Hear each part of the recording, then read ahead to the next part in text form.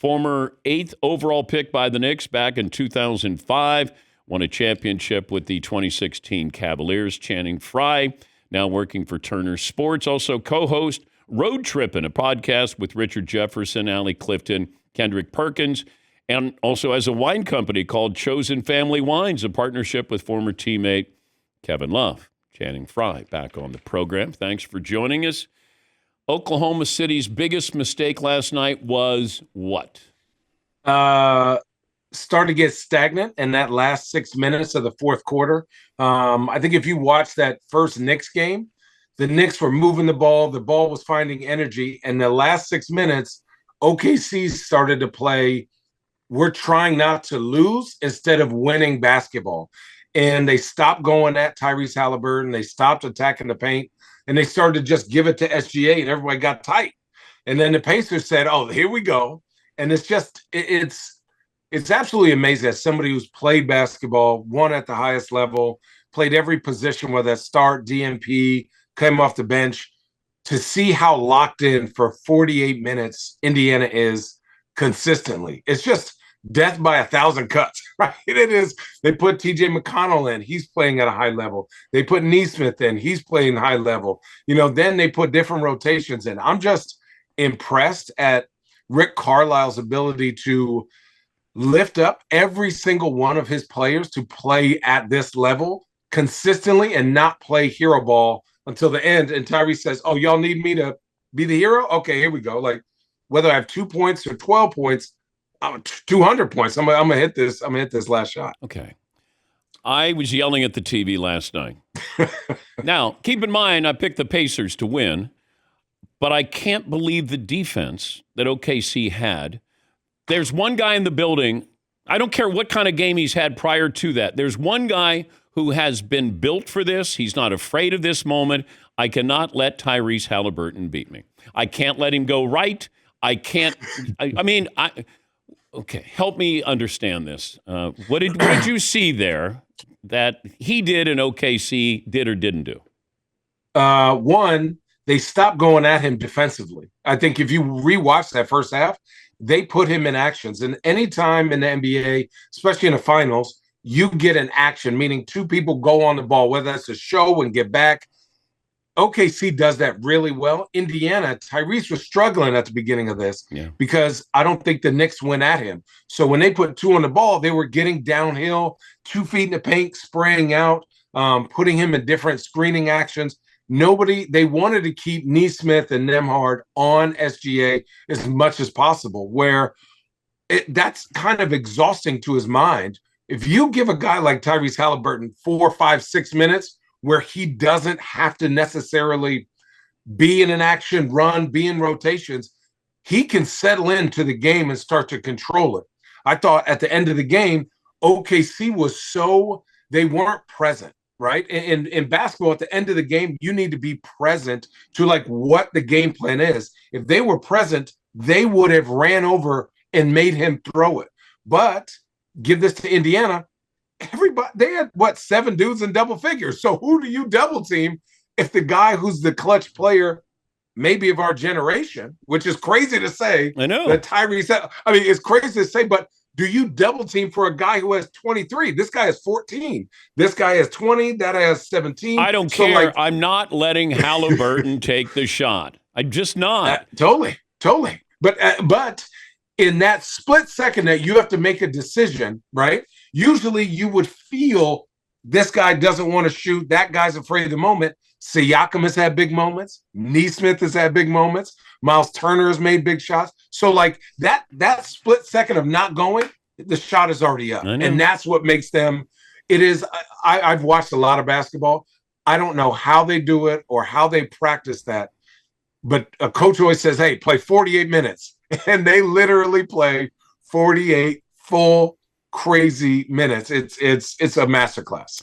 I brought this up at the start of the show. There are certain teams that are so good, and my reference point is UNLV back in the 90s. They blew everybody out. Yeah, oh yeah. And I would keep reminding people, in March Madness, you have one game usually where it's going to get tight. And I want to know when it gets tight, how you perform. And we saw that. It got tight. They had a bad play. Duke ended up beating them.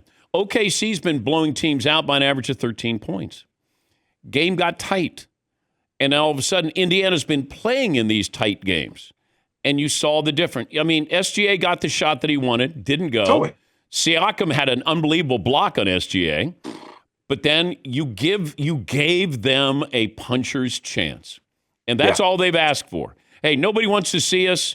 Nobody knows us. Well, we're going to hang around a little bit longer there. And I think it's a testament to those players, to that coaching staff of we're down 15. We're not going to do anything drastic. Although Obi Toppin came in, he played terrible, and then he played unbelievable. It's like Rick Carlisle keeps spinning the roulette wheel and going, okay, let's try that guy. Nembhard might have a good game, or Nesmith might have a good game. Miles Turner can. But, the consistent is Siakam and Haliburton. Well, I'll say this. I think what Rick Carlisle does, and I say this to my friends, he's the best Jenga player of all time. He's going to keep tapping a brick until it gets soft. And the thing is, the first half, if they hadn't the calmness of him as his leader to go, guys, we have God knows how many turnovers. And they've only scored 9 points. We can control that. 1, 2, what's wild is Siakam is the biggest mismatch for OKC, I would say, next to like Jokic, because Chet can't guard Siakam one-on-one, right? So now you got to play a smaller lineup. So now the best team in basketball, second best team, if you're looking at the Cavs, right, for the regular season, is maybe changing their lineup that's worked all year for one guy. I know. Hold on now. I know. That's crazy, right? And then 2, a great coach, whether that's Spoelstra, whether that's Joe Mazzulla, whether that's Steve Kerr, Ty Lue, whoever. When you're allowed to use your players that don't have egos as chess pieces, Rick Carlisle is just every time Dagnall makes a play, he just says, oh, rook to pawn 7. Like he just is playing and they run out of moves because he's like, oh, this guy's ego hurts that I took him out. Where the Pacers go, oh, that's just Rick. Like I'm going back in, no problem. But it's for people who love basketball, like you can watch that game again and just see the moves be made and just appreciate the skill set of everyone on the court. Talking to Channing Frye, Turner Sports NBA analyst and co-host of Road Trippin' podcast. Also won a championship with the Cavs back in 2016. Yeah. Oh, yeah, man. Okay, but with that play, when Kyrie hits the shot, is LeBron prepared for Kyrie to take the shot? Like he knows, like Jordan did with Steve Kerr and John Paxson. They were going to take the last shot. Was LeBron prepared to not take that last shot that you guys knew if Steph was guarding Kyrie, he was taking the shot? So if you watch that whole series, Andrew Bogut, and I've said this before, was the biggest thing that happened that series, right? They had to go small. And with that small lineup, Kyrie I don't want to say, the right word isn't hunting, but again, the only action we got, which is not a switch, they were the number 1 defense in the league. The only non-switch where Golden State would put 2 people on the ball was when Steph was getting ready to guard Kyrie. So we said, and now I don't know if this is true or not. We said, Kyrie, he don't want to guard you. So we start pumping him up, like get him, like a dog, like get him. And all of a sudden, Kyrie just does what Kyrie does. And so for us, the egos went out the door. We said, hey, that's the best matchup for us. We have Tristan down there boxing out. We have Kevin down there boxing out. We have Braun down there boxing out. So just in case, I think Richard was in the game or JR boxing out. So that's 6'9", 6'9", 6'10", 6'10 versus their small group with Kyrie shooting the ball. Like you can't plan that over the smallest guy on the court. And Kyrie is, and people are going to be upset, but watching Kyrie for the years that I was there, my short time, he's the most skilled player I have ever seen, top to bottom, hands down, regardless. When he shot that, we all knew, oh, that's good. Like it wasn't even a thought of, is this going in or not? When he got to his spot and did that little shimmy, we're like, oh yeah, it's it. That's it. It's just, he's just that ridiculous. But yeah, Braun was like, Man, dude, the dude had 41-point triple doubles like 3 games in a row. Like, and people are like, well, you didn't shoot the last shot. I know. That's because I'm playing with Kyrie, you idiot. Like, and that's the matchup. Like, people just make stuff up. But if you're ready to win, you go with the best matchup. And last night, not to bring this around, Indiana started hunting Chet. Chet had a bad game. I don't think he's going to play like that every game. But the minute Chet like started to be a little weary, they go, got him. We got something. And they started attacking him. They started going at him. And in the finals, that's a lot. It sucks when you start getting hunted. Because you're either gonna have to sit down and move them puppies, or you're gonna be over there. What's it like to be hunted during a game? Knowing it sucks. Like it sucks. Who was the guy that you were guarding and you were like, damn, he's hunting me. We're in the NBA finals and they're playing 5 guards. They were playing Andre Iguodala, Draymond Green, Sean Livingston, Steph Curry, that's his brother, Steve, Steph Curry, and Klay Thompson. And they put Varejao in because remember, I got traded for Varejao. When they put Varejao in, I came in real quick. And then they took Steve Kerr, immediately took him back out and put Harrison Barnes in, right? So I'm now guarding Harrison Barnes, who's basically a guard, and I'm a center, true center, and my feet are like cement blocks. So they were like, where's Channing? So that's why, like, during the NBA Finals, I was like, man, listen, y'all, we're talking about the best team ever to play, one of the best teams ever to play basketball, and you got slow foot Ogre Channing trying to guard Klay, Steph, Andre Iguodala, who was a guard with me at Arizona. Stop it. Like, what are we doing? So hunting does not feel good because you're like, I can't move that fast. This is not who I am as a player. And this is just not my time. Hey, Eastern Conference Finals, I could cook. Finals versus Golden State, maybe, hey, I got you here, bro. The paychecks ain't that big. We've been talking about the Hall of Very Good. Not the Hall of Fame, but those players who were just, they're outside. They're on the patio. Like Jamal Crawford, Hall of Very Good. Right. Joe Johnson, if you want to put him in there. I don't know if you have a nominee for the Hall of Very Good, whether it's a player now or maybe somebody you played with or against. Like Kevin Love. Is Kevin Love a Hall of Very Good or a Hall of So let me ask you, this is the Basketball Hall of Fame, right? Yeah. Or the NBA Hall of Fame? If it's basketball, he's a no question. So he wins National Player of the Year in high school, wins, I think, 2 state championships, goes to college, wins there, goes to the NBA for 2 years as a power forward, a chubby white dude from Portland, Oregon, is in conversations to be the best. Is he the best power forward in the NBA? Then changes his role, wins a championship in Cleveland, goes to the finals 4 times. I know he got hurt, but he still was on the team. Goes to the finals 4 times, goes to Miami, goes to the finals 2 more times. So, like, to me, how much winning does somebody have to do? So he's a Hall of Famer. Where they go. He's a Hall of Famer. Okay, all right. So a Hall of Good. Who would you nominate? Like Jamal Crawford, would you say Hall of Very Good? For sure. Jamal, for sure. I think you look at his impact as the culture of basketball. I think you look at his impact on like his skill set, the 6-man, the war, like being maybe the greatest 6-man. I think But is he a Hall of Famer or a Hall of Very Good? I think he has to be a Hall of Very Good. Maul's my guy. Okay. I think he's Maul my guy, but winning also equates to this, right? If he had won a chip or gone to the NBA Finals, I think that would change my opinion on that. And Maul's my good friend, and so I kind of feel bad saying that. But he is above very good, but he's not a true Hall of Fame. Somebody that's gone to the finals 5 times, All right, give me give me somebody that you want to nominate for the Hall of Very Good. Honestly, I would have to say Amari Stoudemire. That's a good. I mean, he was my teammate. I mean, maybe LaMarcus Aldridge. Like I'm just gonna go through power forwards. Oh, LaMarcus Aldridge. I mean, they were. I'm just gonna go through power forwards. Monsters at their position. Obviously, the league went smaller, but you look at their body of work. You look at how they did it. You look at their impact.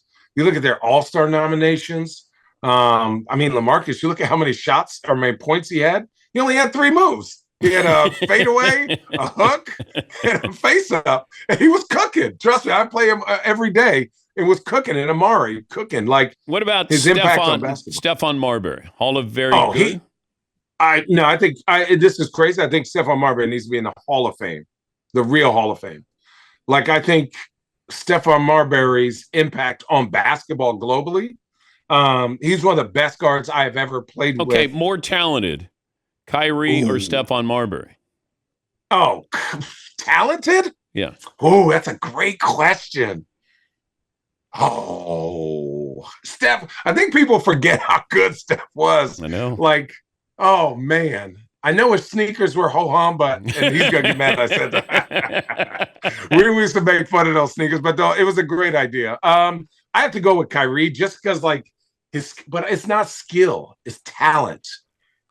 Freak. That is a great question. I want to say Steph because he has more hops. Steph because athletically, Steph was just – Kyrie is just an absolute crazy man when it comes to basketball. Like, he doesn't – I think people say it.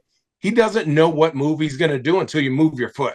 So for his ability to move his body as fast as you move your feet without being like, I'm just going to go right, he's like, oh, that foot's up, I'll go left, stop behind the back, stop, cross. One of the best shooters I've ever seen. Like, how about Sean Marion, Hall of Very Good? Dude, these are hard questions because Sean Marion,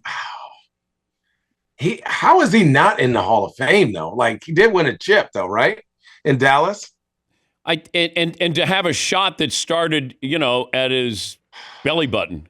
Dude, but no, like, the fact that he would shoot, the thing about it is, it wasn't the prettiest, but he always made it when it counted, which made it even worse, right? Yeah. But like, his impact on basketball, it was like, oh, you're playing good? Here, let me shut that water off. Oh, your center's playing good? Here, let me go guard him. Your guard's playing good? And like, his motor, his bounce, like that. I think we got to look back at like those early 2000 power forwards. That era is actually so much fun to watch. I was thinking about guys like, Chris Kaman and LaMarcus Aldridge and Boozer and Mehmet Okur and, obviously KG, Kevin. You had David West. You had Chris Bosh. It was a monster. And Tim Duncan, who am I? But it was a monster every single night playing those dudes. Yeah, you guys should do a podcast on that. Power forwards. Oh, we should. Yeah. But Richard be talking too much. Now that's where he's on. Great to catch up with you. We always thank appreciate you guys your for time, having me, man. I appreciate you guys. Have a good weekend. That's Channing Frye, Turner Sports NBA analyst, co-host a Road Trippin' podcast, also as a wine partnership with former teammate Kevin Love. I love when you ask these guys about certain players because Stephon Marbury was an incredible talent. He had a better career in China. The Knicks were a mess back then when he was playing. But he was, like, you forget just how great he was. Yes, Marv. He was one of the first one and dones. Like, he is at Georgia Tech for 1 year. It's like, nope, he's going to the league. Yes, Seton.